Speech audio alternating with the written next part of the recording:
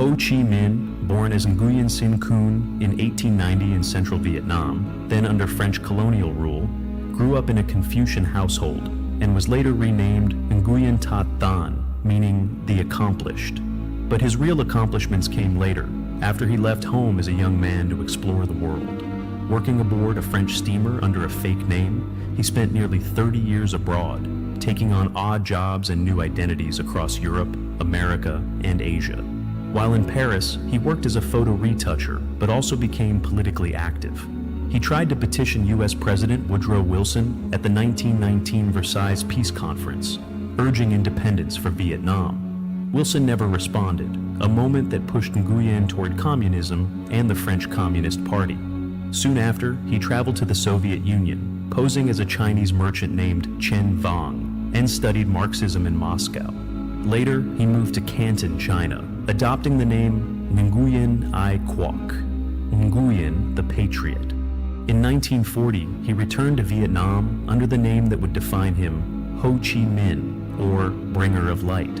He founded the Viet Minh, a movement seeking Vietnamese independence from both Japanese occupiers and the French colonial regime. When World War II ended, the Viet Minh seized Hanoi in 1945, and Ho declared Vietnam's independence.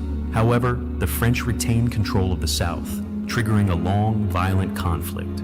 As Cold War tensions grew, the United States supported South Vietnam, while North Vietnam, under Ho's ideological leadership, pushed for reunification. The result was the Vietnam War. Though Ho stepped down from daily leadership due to age and health, he remained the symbolic father of North Vietnam, affectionately called Uncle Ho. Yet, his rule had darker sides. His land reform policies led to the deaths of thousands of rural landowners, and during the 1968 Tet Offensive, communist forces massacred over 5,000 civilians in the city of Hue. Ho Chi Minh died in 1969, before the war ended, but his vision was fulfilled. In 1975, North Vietnamese forces captured Saigon, and by 1976, Vietnam was unified under communist rule. The city of Saigon was renamed Ho Chi Minh City, cementing the legacy of a man who lived under many names and in many lands, but ultimately reshaped one nation forever.